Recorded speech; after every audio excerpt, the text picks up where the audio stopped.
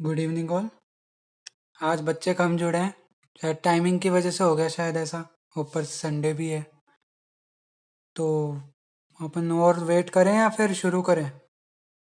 4:45 तो हो गए हैं, जितना वेट करेंगे उतना डिले होते जाएंगे। बताओ आप लोग।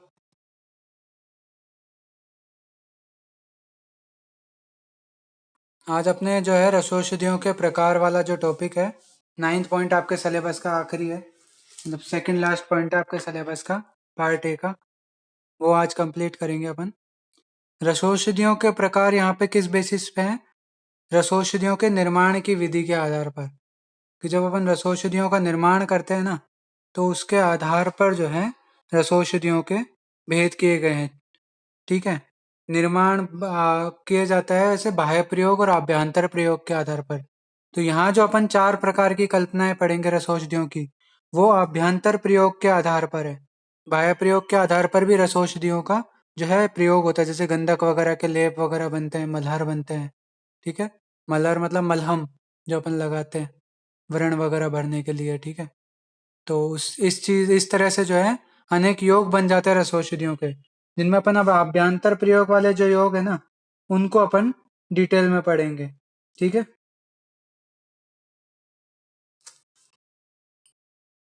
तो और लोग ऐड होते रहेंगे, अपन शुरू करते हैं आज का टॉपिक। तो रसौषधियों के प्रकार से शुरू करते हैं। तो रसौषधियों का जो है आधार द्रव्य पारद आदि द्रव्य होते हैं, जैसे कि पारद हो गए, महारस, उपरस, साधारण रस। इनसे जो बनने वाली औषधियां उन्हें अपन क्या बोलते हैं? रसौषधि बोलते हैं। तो पारद का एकल रूप में और औषध रूप में स्वरूप मतलब प्रयोग अपन करते नहीं है, उसके विभिन्न योगों का अपन प्रयोग करते हैं। और कुछ नहीं तो सिंपल पारद की जगह अपन हिंगुल का यानी पारद और गंधक के योग का प्रयोग करते हैं। ठीक है। औषधियों के गुणों की प्राप्ति के लिए विविध द्रव्य संयोग एवं स्वरूप परिवर्तन किया जाता है। अपन जानते हैं कल्पनाएं अपन क्यों बनाते हैं? ताकि क्या है, इजी टू यूज हो सके वो। जैसे हर तरह का पेशेंट ले सके। किसी को स्वरस लेने में दिक्कत होती है तो उसके लिए वटी कल्पना, चूर्ण कल्पना, इस तरह की कल्पनाएं बना दी गई, आशा वरिष्ठ बना दिए गए। ठीक है। तो वही है कि लेने में आसानी हो, उसका स्वरूप अच्छा हो जाए, और उसमें गुणों का आदान करने के लिए अन्य द्रव्यों को जो है ऐड कर दिया। ठीक है। प्रक्रिया के अनुसार पारद से निर्मित योगों को खलवीय खलवीयंत्र आपको पढ़ाई जो खलवीय कल्पना, परपटी, पोटली, कुपिपक्व तथा भस्म आदि स्वरूप में बनाया जाता है। इनमें सर्वाधिक महत्वपूर्ण जो है खलवीय कल्पना होती है। ठीक है। इन सारी कल्पनाओं में भी सबसे ज्यादा योग के ना अपन को जो मिलते हैं पारद के, वो खलवीय कल्पना के योग होते हैं। और एक इंपॉर्टेंस क्यों है खलवीय कल्पना की? इसके लिए अग्नि की आवश्यकता जो है नहीं होती है। इसको सैगंध और निर्गंध टाइप का अपन बात कर सकते हैं। एकल और संयुक्त रूप में भी प्रयोग जो है इसका किया जा सकता है, यानी गंधक के साथ भी इसके योग हो सकता है, गंधक के बिना भी इसके योग हो सकते हैं। ठीक है। इसके अलावा एकल और संयुक्त रूप में, एकल मतलब शुद्ध पारद शुद्ध गंधक का सिंपल योग भी यूज ले सकते हैं काम में, और उसमें अन्य औषधियों का मिला के, काष्ठ औषधियां वगैरह हो गई या अन्य महारस आदि मिला के जो है अपन योग तैयार कर सकते हैं। ठीक है। तो कलवीय कल्पना जो है उसका चिकित्सा की दृष्टि से अत्यंत महत्वपूर्ण उपयोग है। जैसे आज की डेट में बहुत सारे योग हैं जिन जो खलवीय यंत्र में बनते हैं। जैसे जितने भी पारद के योग है, लक्ष्मी विलास रस हो गया, जो आप नाम सुनेंगे शायद, संजीवनी वटी हो गया, त्रिभुवन कीर्ति रस, आनंद भैरव रस, ये सब खलवीय यंत्र में बनने वाली जो है मतलब है ना प्रिपरेशंस है। ठीक है। तो इनमें से अपन एग्जाम्पल के लिए हर कल्पना का एक एग्जाम्पल पढ़ेंगे। जैसे यहाँ पर अपन पढ़ेंगे त्रिभुवन कीर्ति रस, उसकी निर्माण विधि, उसके कंटेंट वगैरह। बाकियों के कंटेंट की मैं आपके साथ साथ बात करता रहूंगा। ठीक है। तो सबसे पहले त्रिभुवन कीर्ति रस। ठीक है। इसके इंपॉर्टेंट कंटेंट क्या है, इसका श्लोक आप याद कर देना, इंपॉर्टेंट है। त्रिभुवन कीर्ति रस 5 नंबर में पूछ लिया जाता है। तो हिंगुलम च विषम व्योषम टंकणम मागधी शिवाम संचूर्ण्य भाव्येत त्रेधा सुरसा आद्रक हेमभि रसस त्रिभुवन कीर्तिम गुंजई कार्द्रक रसेन वै विनाशये ज्वरान सर्वान सन्निपातस त्रयोदश है। यानी हिंगुलम च विषम व्योषम, हिंगुल शुद्ध हिंगुल काम में लेते हैं। विषम, विष पर्यायवाची है किसका? वत्सनाभ का। तो शुद्ध वत्सनाभ आ गया। व्योष, व्योष होता है त्रिकटु, त्रिकटु का एक पर्याय व्योष है, डीजी में आप पढ़ोगे। त्रिकटु में क्या क्या आता है? शुंठी, पिप्पली और मरीच। ठीक है। मतलब पिपली, मरीच, सौंठ, ये त्रिकटु में आते हैं। ठीक है। टंकणम, टंकण आ गया शुद्ध टंकण। मागधी शिफाम, टंकण क्या है ये अपन आगे जब सेकंड पार्ट पढ़ेंगे तब मैं आपको डिटेल में बता दूंगा। मागधी शिफाम, मागधी पर्याय होता है पिप्पली का, और शिफाम आगे जुड़ गया, मागधी शिफाम किसका हो गया, पिप्पली मूल का। ठीक है, मागधी पर्याय है पिप्पली का और मागधी शिफाम पिप्पली मूल का। इस प्रकार से जो है ये द्रव्य ले लिया अपन ने काम में। ठीक है, संचूर्णियम भाव्ये त्रिधा सुरसा आर्द्रक हेमबी। अब क्या है इसकी विधि यहाँ पे बता रखी है। सबसे पहले शुद्ध हिंगुल, शुद्ध लिया अपन ने, ठीक है, और शुद्ध टंकन, इन दोनों को मिक्स करके खलों में अच्छी प्रकार से मर्दन किया। ठीक है, इसका अच्छी प्रकार से मर्दन करने के बाद एक तो त्रिकटु चूर्ण अलग से बनाया, यानी सौंठ का चूर्ण, काली मिर्च का चूर्ण और पिपली का चूर्ण, इन तीनों के अलग अलग चूर्ण बना लिए, उनको मिक्स करके त्रिकटु बना लिया। इधर पिपली मूल का अलग चूर्ण बना लिया। अब इन सभी चूर्णों को एक साथ किस में डाल दिया, शुद्ध इंगुल और टंकन के जो है मिक्सचर में। ठीक है, तो अन्य सभी द्रव्यों के सूक्ष्म चूर्ण को डालकर इसमें तुलसी पत्र स्वरस, सुरसा किसका पर्याय है, तुलसी पत्र का, तो तुलसी पत्र स्वरस, आद्रक स्वरस और धतूर पत्र स्वरस। हेम, यहाँ पे हेम पर्याय किसका होता है, एक तो स्वर्ण का आपने पढ़ा है, स्वर्ण को हम बोलते हैं। इसके अलावा जो अपने प्लांट है, कौन सा, धतूरा, धतूरे का पर्याय भी हेम होता है। तो धतुर पत्र स्वरस की तीन तीन भावना है, मतलब तीन भावना पहले तुलसी पत्र स्वरस की दे दी, फिर अगली तीन भावना आर्द्रक स्वरस की दे दी, फिर अगली तीन भावना धतुर स्वरस की दे दी। इस प्रकार से 9 बार भावना देने के बाद जो है एक रत्ती बराबर 125 mg, 125 mg बराबर एक रत्ती। ठीक है, ये वैल्यू याद रखना। अपन जब वैसज्य कल्पना में मान प्रकरण पढ़ेंगे ना, तब मैं आपको ये थोड़े इनके वैल्यूज बताऊंगा, जो है वह आपने मागधमान, पोतवमान, कालिंगमान, ये सब वर्डिंग्स वहां पे आएंगी, तब अपन उसकी डिटेल में बात करेंगे। तो यहाँ पे कंटेंट आपको पता चली गए, हिंगुल, वत्सनाप, टंकण, त्रिकटु और पिप्पली मूल ये कंटेंट है इसके। भावना द्रव्य इसमें अपने तीन काम मिले, तुलसी पत्र स्वरस, आर्द्रक स्वरस और धतुर प्रत्यय स्वरस, इनकी तीन तीन भावनाएं दी। निर्माण विधि क्या की, सबसे पहले हिंगुल और टंकन का खलु में मर्दन किया, फिर उसमें शेष द्रव्यों का चूर्ण डाल दिया, फिर भावना द्रव्य की भावना दी और बाद में गोलियां बना ली उसकी। इस प्रकार से जो है निर्माण विधि है। अब खलवीय कल्पना में आप कोई सी भी चीज ले लो, जैसे नीचे आंख में सूत शेखर रस दे रखा है, ठीक है, तो इसमें भी क्या होगा, अगर आपने पारद और गंधक किसी मतलब मेडिकेशन में यूज किया है, किसी योग में यूज किया है, तो सबसे पहले उसकी कज्जली बनानी है आपको। कज्जली कैसे बनानी है, जो अपन कज्जली बनाने की प्रक्रिया लास्ट क्लास में पढ़ चुके हैं कि गंधक की जितनी मात्रा दे रखी होगी, समान मात्रा, द्विगुण, षडगुण, ठीक है, और अष्टमांश, चतुर्थांश, जितनी भी मात्रा दे रखी हो गंधक की, उतनी मात्रा में गंधक मिलाएंगे और पारद और गंधक की कज्जली बनाएंगे। दूसरी साइड अपन क्या करेंगे, जितनी भी धातुएं बता रखी हैं उनकी भस्म तैयार कर लेंगे। ठीक है, जितनी काष्ठ औषधियां बता रखी हैं उनके चूर्ण तैयार कर देंगे, फाइन पाउडर बिल्कुल। ठीक है, इन सबको क्या है फिर बाद में खलु में एक साथ डालेंगे, भावना द्रव्य डालेंगे और अच्छी प्रकार से जो है मर्दन करेंगे, जितना शास्त्रों में बताया गया है। जैसे त्रिभुवन कीर्ति में 9 बार जो है भावना देनी है, 3 3 बार तुलसी पत्र, आर्द्रक पत्र और धतुर पत्र स्वरस की। ठीक है, ये आपको समझ में आना चाहिए। खलवीय कल्पना में अपन ने क्या किया, अगर पारद और आपको गंधक का योग बनाना है, पारद और गंधक दो कंटेंट दे रखे हैं, तो पहले उनकी कज्जली बनानी है। कोई भी धातु अगर कंटेंट के रूप में है तो उसकी भस्म अलग से तैयार करनी है, और कोई भी काष्ठ औषधि है तो उसका चूर्ण अलग से तैयार करना है, समझ लो। फिर उन सबको एक साथ खलव में डालना है और भावना द्रव्य डाल के जो है अच्छी प्रकार से मर्दन करना है। समझ में आ गया आपको, वापस थोड़ा ना बताना है। निर्माण विधि ये सभी पे लागू है, ये जितनी आप कल्पनाएं पढ़ोगे उन सब पे यही तरीका लागू है। आप चाहे आगे कोई सा पढ़ लेना, आप अपनी ओर से आगे अपन योग पढ़ेंगे ना अलग अलग, तो उनकी निर्माण विधि नहीं बताऊंगा, सिर्फ कंटेंट, उनके रोगाधिकार और उनकी मात्रा और अनुपान वगैरह यही बताऊंगा, अगर बताऊंगा तो।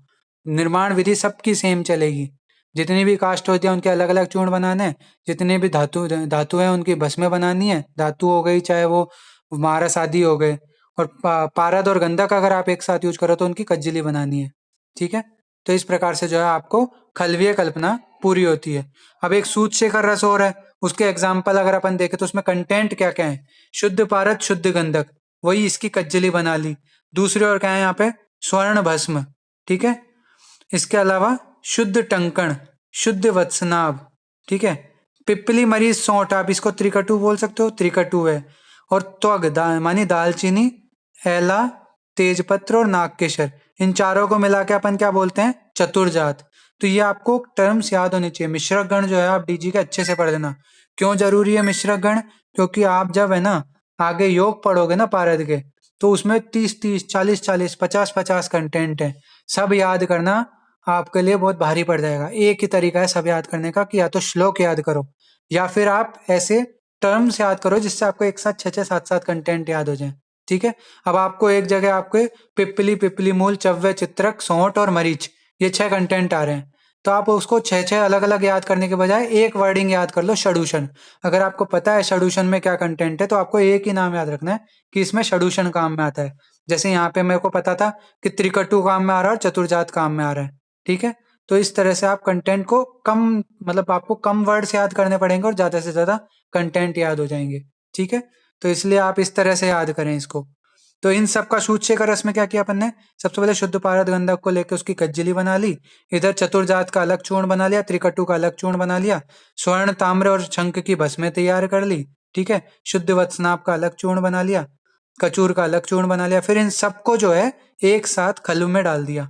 फिर भावना द्रव्य जो भी है उसकी भावना दी। ठीक है। और फिर उसके बाद जो है सूत शेखर रस यानी इसका जो है गुटी का निर्माण कर दी। सूत शेखर रस नाम है, रस से आप ये मत समझना लिक्विड है। ठीक है। यहाँ पे रस का मतलब है पारद का योग है।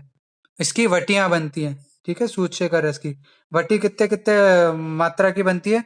इन जनरल अपन पारद की जितनी भी औषधियां यूज करते हैं वो ज्यादातर 1 रत्ती से 2 रत्ती तक की मात्रा में होती है। तो यहाँ पे जैसे यहाँ पे मात्रा आपको दे रखी है त्रिभुवन कीर्ति रस में 1 रत्ती। ठीक है। इसका उपयोग कहाँ बता रखा है? सभी ज्वर में। मतलब त्रिभुवन कीर्ति रस अपन फीवर में देते हैं मेनली। ठीक है। तो वो यहाँ पे बता रखा है इसका मुख्य रोगाधिकार क्या है? ज्वर। ठीक है। 13 सन्निपातज रोगों में भी है जो इसको दिया जा सकता है। सूत शेखर रस का मुख्य प्रयोग अम्ल पित्त यानी एसिडिटी में अपन जो है देते हैं, या फिर गैस्ट्रिक जो भी प्रॉब्लम्स होती है, गैस्ट्रिक अल्सर हो गया, एसिडिटी हो गया, हाइपर एसिडिटी हो गई। ठीक है। उसमें जो है सूत शेखर रस का प्रयोग किया जाता है। और इन जनरल अगर मैं बात करूं तो जैसे एलोपैथी में अपने एंटीबायोटिक्स होती है ना, कुछ कुछ वैसा ही काम अपनी क्या करती हैं? रसौषधियां करती हैं। इमरजेंसी मेडिसिन की तरह होती हैं अपने लिए। ठीक है। तो इसलिए ये बहुत इंपॉर्टेंट है। सूत शेखर रस में भावना द्रव्य अपन ने क्या काम में लिया है? भृंगराज स्वरस काम में आता है। ठीक है। अम्ल, पित्त, कास, श्वास, गुल्म, हिक्का, अतिसार। ठीक है। इस प्रकार के रोगों में जो है सूत शेखर रस काम आता है। अब अपन अगली कल्पना अगले देखें परपटी कल्पना की। अगर अपन बात करें, देखो यहाँ पे बता ही रखा है कि 2 रत्ती की गोलियां बनाते हैं, भृंगराज स्वरस की भावना बनाते हैं। अब मैंने जो आपको विधि बताई यहाँ पे भी देखो वही है। शुद्ध पारद शुद्ध गंधक की जो है पहले कज्जली बनाई, उसमें शुद्ध टंकण, स्वर्ण की अपन ने भस्म तैयार कर ली, ताम्र की भस्म तैयार कर ली, शंख की भस्म तैयार कर ली। तो इन भस्मों को जो है खल्लू में डाल के अच्छी प्रकार से मर्दन किया। फिर जितनी खास औषधियां थी उनके सूक्ष्म चूर्ण बनाकर जो है वो खलु में डाल दिया और बनग्रास सर्वस की भावना देकर 1 दिन तक लगातार मर्दन किया। मर्दन करने के बाद फिर एक एक रत्ती की जो है गोलियां बनाकर और कांच के शीशी में स्टोर कर दी। ठीक है। तो यही विधि सारी खलवीय कल्पनाओं में, सारी खलवीय कल्पना के जितने भी एग्जाम्पल आपको, चाहे फिर वो आनंद भैरव रस दे दे, लक्ष्मी विलास रस दे दे, गर्भपाल रस दे दे, ठीक है, बृहत चिंतामणि रस दे दे, कोई सा भी रस दे दे आपको, यानी कोई सा भी खलवीय योग दे दे, आपको बनानी उसी तरीके से। सबसे पहले पारद गंधक की कंजली, फिर उसके बाद धातु की जितनी भी भस्में वगैरह हैं वो, फिर काष्ठ औषधियों के जितने चूर्ण हैं वो सब मिक्स करके भावना द्रव्य मिला के और अपन को उसकी गोलियां बना दी ये छोटी छोटी रत्ती मात्रा में, 1 रत्ती 2 रत्ती जितनी शास्त्रों में बताई गई है। ठीक है। जिसमें विष वगैरह ऐड है उनकी मात्रा कम रखनी है। अगर आपको कुछ समझ में नहीं आया ना तो आप 1 रत्ती मात्रा रख सकते हो, जहां पे आपको विष वत्सनाभ हो गया, ठीक है, और गुंजा आदि द्रव्य हो गए जो विषैले द्रव्य यूज करते हैं ना, तो वहां पे मात्रा आप थोड़ी और कम कर दो, आधा रत्ती से लेके मतलब 1/8 रत्ती, आधा रत्ती, ठीक है, 1/4 रत्ती, 1 रत्ती, इस तरह की मात्रा आप लिख सकते हैं। ठीक है। दूसरी कल्पना आती है अपनी परपटी कल्पना। परपटी शब्द का मतलब क्या होता है? परपट या पापड़ी, जो अपने पापड़ होता है ना, बिल्कुल वैसी कल्पना होती है। परपट में क्या है कि आगे अपन इसके पढ़ते हैं परिभाषा। शुद्ध पारद शुद्ध गंधक को अच्छी प्रकार से घोंटकर बनाई गई कज्जली को अग्नि पर पिघलाकर केले के पत्तों के मध्य ऊर्ध्वाधर गोबर द्वारा दबाकर चिपटाकर बनाने वाली जो कल्पना है उसको परपटी कहते हैं, जो समस्त बाल रोगों की नाशक होती है। अब परपटी कल्पना मतलब पपड़ी टाइप कल्पना। ये कल्पना मतलब बाल रोगों में यूज करते हैं, मेनली जो है बच्चों को जो है परपटी कल्पना के जो है योग देते हैं। क्यों देते हैं?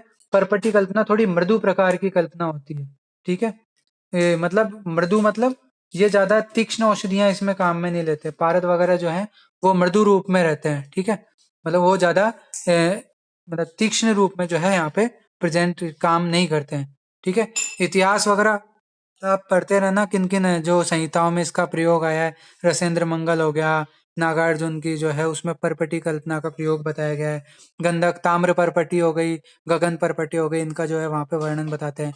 चक्रपाणी में चक्रदत्त ने ग्रहणी की चिकित्सा में जो है परपटी का प्रयोग बताया है। ये इतिहास के रूप में हो गए, ठीक है। परपटी का ग्रहणी रोग जो है यहाँ पे अगर अपन रोगों के हिसाब से बात करें तो बाल रोग के बाद सबसे ज्यादा प्रयोग परपटी कल्पना का कहाँ किया है? ग्रहणी रोग में। तो ग्रहणी रोग क्या होता है? अग्नि मांद्य के कारण जो है ग्रहणी रोग होता है। तो परपटी जो होती है ना, रस औषधियों की परपटी कल्पना, वो मेनली दीपन पाचन करने वाली होती है, इसलिए जो है इनका ग्रहणी रोग में अपन प्रयोग करते हैं, ठीक है। तो ये परपटी कल्पना का इतिहास तो आप पढ़ ही लोगे। मैं केवल जहाँ पे देखो अलग अलग है ना, आचार्यों ने अलग अलग परपटियों का जो है वर्णन बताया गया। रस परपटी, हेम परपटी, ताम्र परपटी, सर्वेश्वर परपटी, बोल परपटी, ठीक है। इतना सब कुछ अपन को पढ़ने की जरूरत है नहीं, अपने जो सिलेबस में अपन वही पढ़ेंगे, ठीक है। अब है परपटी द्रव्य बेस। किसी ने बोला कुछ?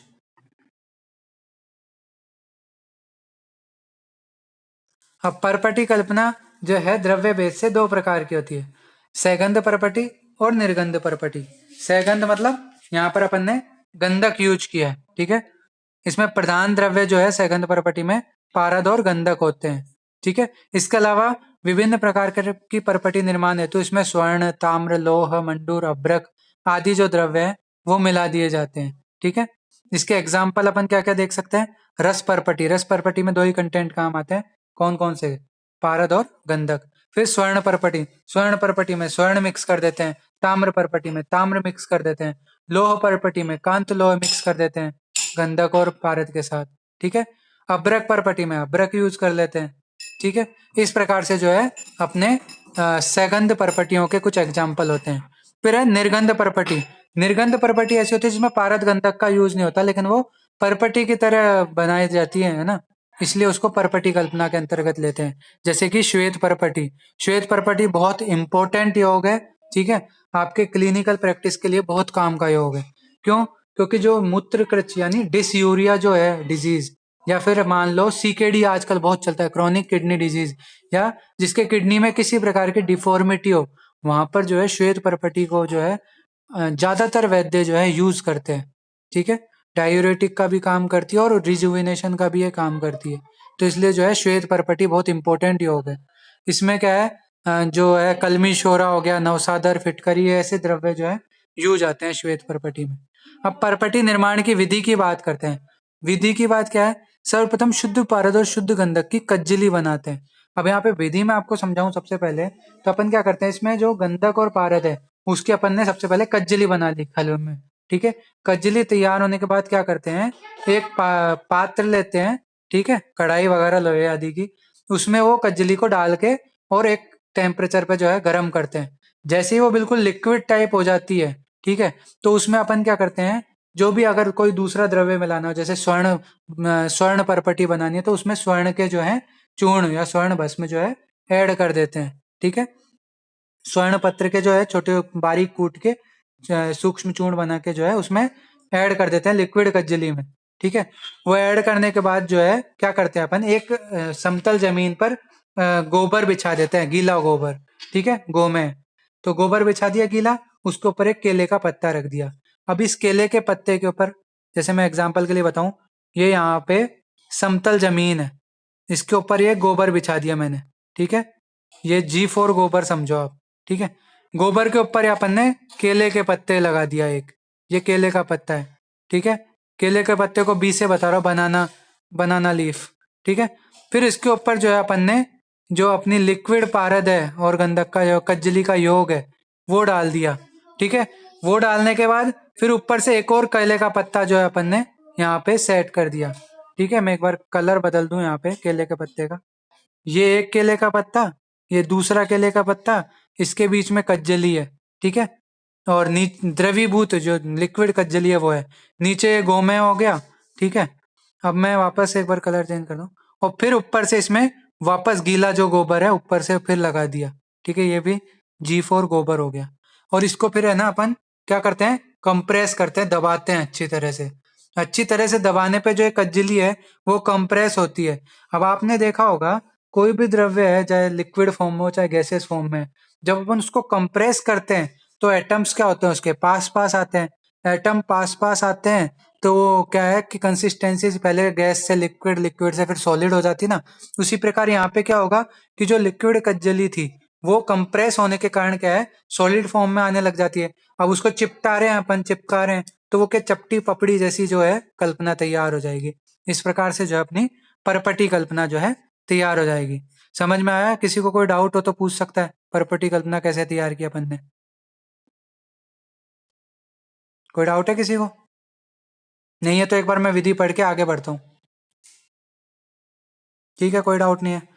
सर्वप्रथम शुद्ध पारस शुद्ध गंधक की अपन ने कज्जली बना ली, फिर भूमि पर ताजा गोबर बिछा दिया। ताजा मतलब जो गीला गोबर है उस टाइप का, सूखा गोबर नहीं, कंडा वगैरह नहीं। तो ताजा गोबर बिछा दिया, उसके ऊपर एक केले का पत्ता पत्ता जो है बिछा दिया। फिर एक दूसरे केले के पत्ते को भी डंठल निकाल कर उसमें गोबर भरकर पोटली बनाकर रख लेते हैं। अब यहाँ पे एक मैंने दो चीजें बताई है, या दो चीजें हो सकती है, या तो मैंने जो बताया वो तरीका कि है ना नीचे पहले गोबर बिछा दिया, उसके ऊपर है ना अपने एक केले का पत्ता रखा, फिर कज्जली का लिक्विड पार्ट रखा, उसके ऊपर दूसरा केले का पत्ता रख के ऊपर से गोबर डालकर जो है प्रेस किया, दबाया। एक तरीका तो ये होता है। दूसरा तरीका क्या होता है कि ये जमीन है, ठीक है, इसके ऊपर गोबर का जो है गीला गोबर रख दिया, फिर उसके ऊपर अपन ने क्या किया, केले का पत्ता जो है इस तरह से रख दिया। केले के पत्ते के ऊपर जो है अपन ने फिर आगे ये अपना जो गीली जो है कज्जली, लिक्विड कज्जली है वो डाल दी, ठीक है। फिर क्या करते हैं अपन, एक पोटली बनाते हैं। किसकी पोटली? ये केले का पत्ता उसको पोटली फॉर्म में कर दिया, और इसके अंदर क्या भर दिया अपन ने, जो है मतलब ये केले की पत्ती है, ठीक है, और इसके अंदर जो है अपन ने गोबर भर दिया। कलर सेम रहना चाहिए ना। गोबर भर के और बाद में जो है अपन ने इसको बांध दिया और इसकी एक पोटली तैयार कर दी, ठीक है। ये एक पोटली है ना। इस पोटली से फिर क्या है, इस लिक्विड गंधक को जो है यूं प्रेस करते हैं, ये यूं नीचे की ओर जो है दबा देते हैं, फिर जो चिपटी परपेटी कल्पना तैयार होती है। इन दोनों तरीकों से जो अपन है परपेटी कल्पना जो है तैयार कर सकते हैं, ठीक है। मेरे हिसाब से आपको समझ में आ गया, इससे इजी तरीके में तो और मैं क्या समझाऊं, ठीक है।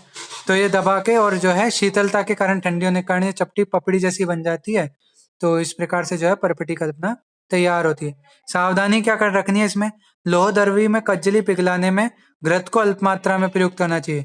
अब हल्की सी मात्रा में घी डालना चाहिए कज्जली को पिघलाते वक्त। क्यों डालना चाहिए?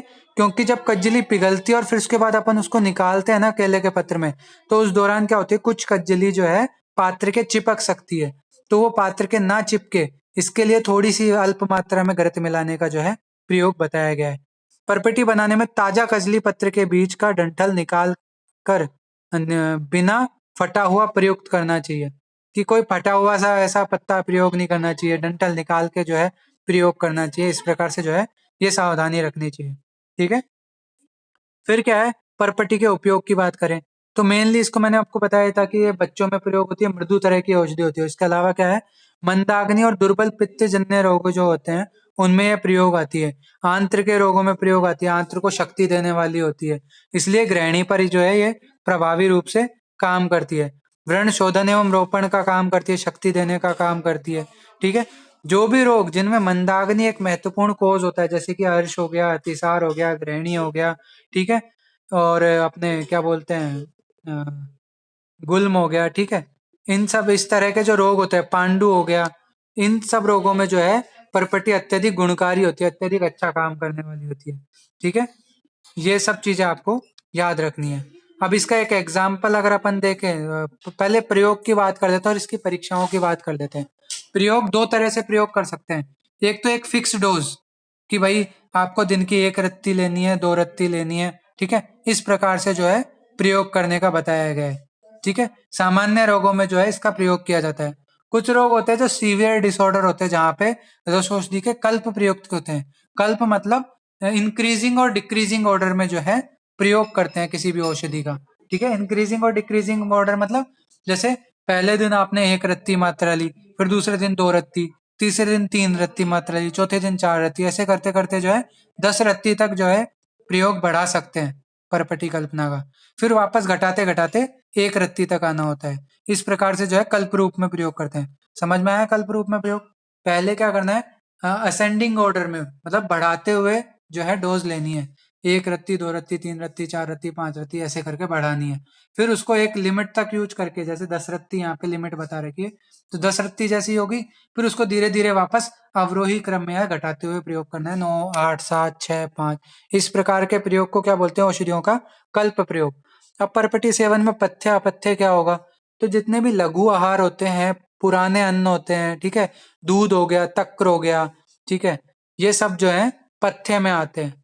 इसके अलावा अग्नि दीपक जो भी चीजें हैं, जैसे कि अदरक हो गया, जीरा हो गया, धनिया हो गया, ठीक है, लघु द्रव्य जैसे कि मूंग हो गया, पुराने शाली चावल हो गए, ये सब जो है अपने पथ्य हो गए। अपथ्य क्या हो गए? तीक्ष्ण वायु, यानी ज्यादा तेज हवा में नहीं जाना, ज्यादा धूप में नहीं बैठना है, मेंटल स्ट्रेस कुछ भी नहीं लेना है, ठीक है, विषम आहार नहीं लेना है, ये नहीं जाके पतासी खा रहे हो या फिर वो क्या बोलते हैं आजकल चल रहा है ना, फास्ट फूड वगैरह खा रहे हो, ऐसा काम नहीं करना है। ठीक है, इसके अलावा जो भी अभिसंधि पदार्थ हो जाए, जो कफ बढ़ाने वाले होते हैं, जो भारी पदार्थ होते हैं, जैसे कि दही हो गया, गुड़ हो गया, ठीक है, अम्ल पदार्थ हो गए, कड़क तिक्त पदार्थ हो गए, इनका जो है ज्यादा सेवन नहीं करना चाहिए। ठीक है, अब आती है परपटी पाक की परीक्षा। अब परपटी जो पाक हुआ है, मतलब अब यहाँ पे अपन ने क्या किया कि अग्नि संयोग किया, कज्जली को पिघलाया। ठीक है, तो कज्जली को पिघलाया तो अग्नि संयोग हुआ ही है। तो अग्नि का कितना संयोग करना है उसको बोलते हैं अपन पाक। ठीक है, तो पाक 3 तरह का हो सकता है। एक तो मृदु मतलब हल्का पाक करते हैं, एक मध्यम पाक जो मीडियम टाइप का पाक होता है, और एक खरपाक, खरपाक मतलब बहुत ज्यादा पका देते हैं। इस प्रकार से जो है 3 प्रकार के पाक होते हैं। इनकी जो है अपन को फिर परीक्षा करनी होती है। अब यहाँ पे बता रखा है कि मृदु और मध्यम पाक की जो परपटी है उसका ही अपन को क्लिनिकल रूप से यूज लेना चाहिए। खरपाक युक्त परपटी को विष के समान मानकर जो है त्याग देना चाहिए। यानी हमेशा जो है परपटी का जो पाक करना है ना, अपन को लिक्विड करना, लिक्विफाई करना है कज्जली को, वो मृदु या मध्यम पाक करना है, खर पाक नहीं करना है, यानी ज्यादा पकाना नहीं है। ठीक है, अब पाककालीन परीक्षा, इसमें सबसे पहले पाककालीन मतलब जब अपन उसको लिक्विफाई कर रहे हैं उस दौरान की जो परीक्षा है वो अपन देख लेते हैं। मृदु पाक में क्या होता है? द्रवित कज्जली यदि मयूर चंद्रिका के वर्ण की हो, यानी अलग अलग कलर दिख रहे हो उसमें, ठीक है, नीला, लाल, इस टाइप का जो कलर दिख रहा हो, काला, तो ये मिक्स कलर अगर दिख रहे हो तो वो मृदु पाक जानना चाहिए। ठीक है, समझ में आ गया? फिर आता है मध्यम पाक। मध्यम पाक में अपन क्या देख सकते हैं कि जो तेलाब, तेल के समान वर्ण की जब हो जाती है ना, तो उसको मध्यम पाक समझना चाहिए। कज्जली को तेल की जैसी कंसिस्टेंसी हो जाती है जब उसकी। ठीक है, फिर तीसरा आता है खरपाक। खरपाक में जो है कज्जली रेडिश टाइप के वर्ण की हो जाती है, कुछ ज्यादा ही जो है अपन ने अग्नि संयोग दे दिया होता है तो उससे रेड वर्ण की हो जाती है, इसलिए उसको खरपाक बोला गया है। अब यहाँ पे पाक पश्चात परीक्षा की बात करें तो जब पाक हो जाता है ना अच्छी प्रकार से, तो उसके बाद क्या है, मृदु पाक परपटी सामान्य रूप से टूटती नहीं है। ठीक है, मतलब जब अपन उसका मृदु पाक करते हैं ना, हल्का पाक करते हैं, और उसके बाद अपन उसकी परपटी तैयार करते हैं, तो वो परपटी कैसी होती है? नरम से होती है, जैसे कि आम पापड़। आम पापड़ आप देखना, मोड़ने करने की कोशिश करना, आम पापड़ जल्दी से टूटता नहीं है, फिर अपन जब खींचते हैं, तोड़ते हैं, तब टूटता है। उस प्रकार की जो परपटी है वो मृदु पाक परपटी है। ठीक है, मुड़ तो जाती है पर आसानी से टूटती नहीं है। ठीक है, फिर आता है मध्यम पाक। मध्यम पाक में क्या होती है? जो सरलता से टूट जाती है और रजत के समान दिखाई देती है। मतलब इसमें आपको इस तरह की कंसिस्टेंसी मानो कि जैसे मान लो ये पूरी पपड़ी है, ये पपड़ी है, ठीक है, अब इस पपड़ी को अपन ने बीच में से तोड़ा, ठीक है, बीच में से तोड़ने के बाद जो ये भाग बचेगा ना, ये थोड़ा इस तरह रफ टाइप का होगा, इसमें से रेशे से निकले होंगे, है ना। जैसे अपन तोड़ते हैं तो बारीक बारीक हल्के हल्के एकदम बारीक रेशे निकलते हैं ना, तो सिल्वर कलर के से रेशे दिखाई देंगे टूटने के बाद, हाफ उस हाफ पार्ट में। तो इस प्रकार की जो पाक होगा वो मध्यम पाक होगा। ठीक है, और मृदु और मध्यम पाक की जो है औषधीय चिकित्सा के लिए यूज करते हैं, ये तो आपको पता ही है। ठीक है, फिर आता है अपना क्या, खरपाक। खरपाक में जो परपटी बनती है वो कठिन होती है, रूक्ष होती है, श्लक्ष्ण होती है, अरुण वर्ण की। अरुण क्या होता है? थोड़ा जैसे आपका सनसेट वाला जो सूरज होता है ना, उसका जैसा वर्ण होता है वो अरुण वर्ण मान सकते हो आप। तो अरुण वर्ण की होती है, ठीक है। सनराइज या सनसेट के टाइम जो कलर होता है सन का, उसके जैसी, ठीक है। खरपाक परपटी का चूर्ण जो है वो लोहित यानी रेड कलर का होता है, ठीक है। इस प्रकार से जो परपटी के पाक की परीक्षाएं अपन ने देख ली। मृदु और मध्यम पाक की प्रॉपर्टी का चिकित्सा उपयोग होता है, लेकिन खरपाक की कज्जली को द्रवित अवस्था में अधिक समय तक अग्नि देने से वह आंशिक रूप से रस सिंदूर में कन्वर्ट हो जाती है, ठीक है। जो अपन कूपी पाक को कल्पना में बनाते हैं ना रस सिंदूर, कुछ कुछ उसमें परिवर्तित हो जाती है, पर चूंकि रस सिंदूर अपन ने एक लिमिट, एक टाइम के लिए 12 घंटों के लिए जो अपन वो तैयार करते हैं, तो उसकी बराबरी तो वो कर नहीं सकती, इसलिए वो जो है मेडिसिनल पर्पज से यूजफुल नहीं रहती है, ठीक है। इससे क्या है, रक्त वर्ण की दिखाई देती है, इसको विष समझ के जो है चिकित्सा प्रयोग में नहीं लेना चाहिए, ठीक है। फिर यहाँ पे क्या है, परपटी निर्माण में धातुओं का प्रयोग प्राय भस्म के रूप में किया जाता है, लेकिन स्वर्ण, रजत, कंटक वेदी पत्र के रूप में जो है पर प्रयोग किए जाते हैं, यानी उनके जो पत्र प्रयोग में किए जाते हैं, पत्र मतलब पतली परतें प्रयोग में की जाती है, उनको अच्छे से कूट काट के और फिर जो है मिक्स किया जाता है कज्जली में, ठीक है। फिर क्या है, गंधक डाल कर कज्जली निर्माण करता है और फिर कज्जली की जो है परपटी बनाई जाती है। परपटी निर्माण में कज्जली को जो है 115 से 120 डिग्री तापमान तक पंकवत, पंकवत मतलब कीचड़ के जैसा होने तक जो है अग्नि देते हैं, ठीक है। अब गो में अगर आपको अवेलेबल नहीं हो, गीला गोबर अवेलेबल नहीं हो, तो पत्थर और बालू का रहित जो है कीचड़ का भी वहां पे अपन प्रयोग कर सकते हैं, ठीक है। फिर वो यहाँ पे आगे अपन इसमें एग्जाम्पल देखते हैं रस परपटी। परपटी निर्माण की आपने विधि तो आपने पढ़ी ली, वही यहाँ विधि है, उसमें कोई अंतर नहीं है, ठीक है। कंटेंट क्या है यहाँ पे, हिंगुलोत्त पारद, पारद है शुद्ध पारद और शुद्ध गंधक इसके कंटेंट है। गोग्रत सहायक द्रव्य है जो अपन पिघलाते वक्त हल्का सा डालते हैं ताकि वो चिपके नहीं पात्र में। लोहे का चूल्हा, चम्मच, चाकू, कलछुल यानी जो हिलाने के लिए जो होती है, और खलवे, गोमे, कदली पत्र, गोग्रत, और जो कोयले हैं अग्नि देने के लिए। इस प्रकार से जो है अपन उपकरण लिख सकते हैं। निर्माण विधि क्या है, हिंगुलोत पारद को अग्नियमन स्वरस, एरंडमूल स्वरस और आर्द्रक स्वरस के साथ एक एक दिन मर्दन करके जल से प्रक्षालित करके साफ करें। ये सब इसको क्या है, पारद को अच्छी प्रकार से शुद्ध करने के लिए किया गया है, ठीक है। फिर शुद्ध गंधक को जो है भृंगराज स्वरस की 7 भावना देकर सुखा लें। तत्पश्चात गंधक को बेर के कोयलों की अग्नि में पिघलाकर 3 बार जो है भृंगराज स्वरस की भावना में बुझा ले, ठीक है। फिर जो है पारद और गंधक को जो है खलुए में डालकर 2 से 3 दिन तक अच्छी प्रकार से मर्दन करके कज्जली निर्माण कर ले। सबसे पहले अपन ने हिंगुल से पारद निर्माण किया, ठीक है, पारद निष्कासन किया। अब इस पारद को जो है अपन ने अग्निमन स्वरस या एरंडमूल स्वरस या आर्द्रक स्वरस की जो है भावना देकर शुद्ध कर लिया, ठीक है। दूसरी तरफ अपन ने क्या किया, गंधक को भृंगराज स्वरस की भावना देकर जो है शुद्ध कर लिया। अब इस शुद्ध पारद और शुद्ध गंधक को खलुए में डालकर जो है इस 2 से 3 दिन तक अच्छी प्रकार से मर्दन करके इसकी कज्जली बना ली। अब इस कज्जली का अपन क्या करते हैं, लोह दरवी में डालकर, मतलब लोहे की कढ़ाई में डालकर जो है कोयले की अग्नि देते हैं, ठीक है। अग्नि देकर जो है जब ये पंकवत द्रवित हो जाती है यानी लिक्विफाई हो जाती है, तो द्रवित होने के बाद शीघ्रता से जो है कदली पत्र के ऊपर इसको डाल देते हैं। फिर दूसरे कदली पत्र की जो अपने ने पोटली बनाई थी, या तो पोटली रूप में या डायरेक्ट दूसरा कदली पत्र उस पर बिछाकर ऊपर से मतलब गोबर डालकर और अच्छी प्रकार से जो है अपन प्रेस करके जो है परपटी तैयार कर देते हैं। इस प्रकार से जो है रस परपटी तैयार हो जाती है। फिर क्या होता है, इस रस परपटी को, पपड़ी को निकाल देते हैं, पपड़ी के छोटे छोटे टुकड़े कर देते हैं। फिर उसको अच्छी प्रकार से जो है कूट के और उसकी या तो चूर्ण वो गोलियां बना देते हैं, या फिर जो है उसको चूर्ण रूप में ही रखते हैं। या फिर कई बार क्या होता है, परपटी के छोटे छोटे टुकड़े करके उन सिंपल परपटी को ही रख लेते हैं, ठीक है। मात्रा का ध्यान में रखने के लिए उसको या तो चूर्ण रूप में या 2-2 रत्ती की वटी बना के रखते हैं, ठीक है। तो सामान्य रूप से 2 रत्ती, कल्प रूप में 2 रत्ती से प्रारंभ होकर 10 रत्ती तक की मात्रा में उतार चढ़ाव के क्रम में जो है इसको सेवन कराया जाता है। तक्र, दुग्ध, आम्र रस, ये सब इसके क्या है, अनुपान है, मतलब दूध के साथ ले सकते हो या छाछ के साथ इसको प्रयोग कर सकते हो। मेनली गृहिणी रोग मैंने आपको बता ही दिया था, बाल रोग हो गए, ठीक है। इसके अलावा यकृत प्लीहा के रोगों में, पांडु में, अग्निदीपन वाले जो भी रोग है जैसे अतिसार हो गया, ठीक है, अर्श हो गया, इन सब में इसका जो है प्रयोग किया जाता है। लोह परपटी कुछ नहीं है, पारद और गंधक के साथ कांत लोह भस्म का प्रयोग किया है, बाकी विधि वैसी की वैसी है, ठीक है।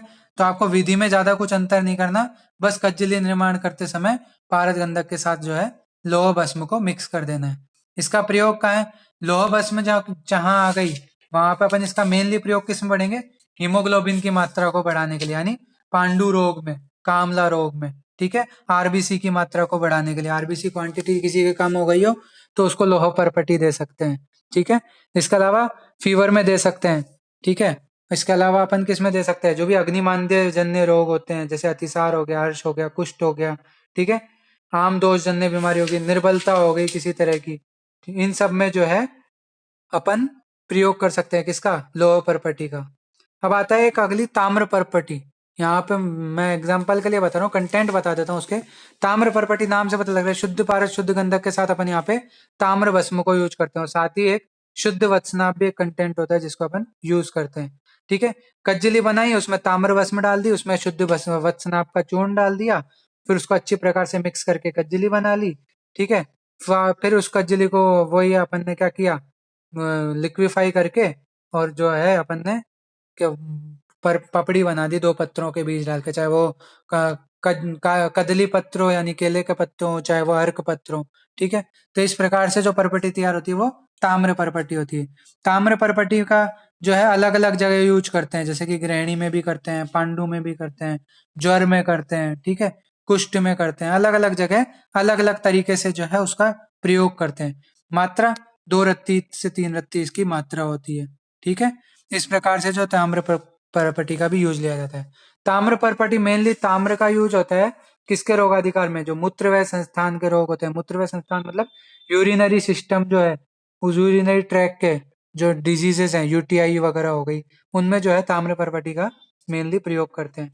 इसके अलावा यकृत प्लिया से रिलेटेड जो लिवर डिसऑर्डर हो गया, स्प्लिनोमेगैली टाइप रोग हो गए, उनमें भी ताम्र परपटी का जो है प्रयोग बहुत अच्छे रिजल्ट देने वाला होता है, ठीक है। आजकल करते भी हैं यूज, ताम्र परपटी का प्रयोग करते हैं जो लिवर डिसऑर्डर्स हो गए या फिर स्प्लीन के डिसऑर्डर। एलोपैथी में ज्यादा मेडिसिन नहीं है लिवर स्प्लीन इनसे रिलेटेड, ठीक है। आयुर्वेद में लेकिन बहुत सारी मेडिसिन हैं जिनका अपन प्रयोग करते हैं। काष्ठ औषधियां भी हैं और रस औषधि में भी देख लो आप एग्जाम्पल। एक पंचामृत परपटी होती है। ये क्लास एंड होने वाली है, अपनी परपटी कल्पना कंप्लीट करके वापस ज्वाइन करेंगे और कूपी पक्को और है ना पौटली कल्पना अपन कंप्लीट करेंगे, ठीक है। आज अपन ये पूरा करके ही है ना एंड करेंगे क्लास, ठीक है। पंचामृत परपटी, पंचामृत से ये नहीं जानना आपको पंचामृत में वो आ जाएंगे कोई गो घृत दधी वगैरह, ये सब नहीं आएंगे। पंचामृत में क्या क्या आएंगे यहाँ पर? पंचामृत परपटी में गंधक, हिंगुलोत्त पारद, लोह भस्म, वज्राब्रक, मतलब अब्रक का एक टाइप होता है वज्र अब्रक, वो अपन जब अब्रक पढ़ेंगे ना तब मैं आपको बताऊंगा, और ताम्र भस्म। इनको जो है मतलब इनका प्रयोग से जो है अपन परपटी तैयार करते हैं, तो वो पंचामृत परपटी होती है। निर्माण विधि वही है, गंधक और पारद की जो है कज्जली बनाते हैं, उस कज्जली में फिर अब कांत लोह की, वज्राब्रक की, ताम्र भस्म की जो है अपन क्या डालते हैं? भस्म डालते हैं। फिर है ना अपन जो है भावना द्रव्य, कौन सा द्रव्य यहाँ पे काम में लेते हैं भावना के लिए? भृंगराज स्वरस वगैरह जो है काम में लेते हैं, उनको भावना द्रव्य देके और अच्छी प्रकार से जो है कज्जली निर्माण कर लेते हैं। फिर वही अपन उसको लिक्विफाई करते हैं और जो है काजल को केले के पत्तों पे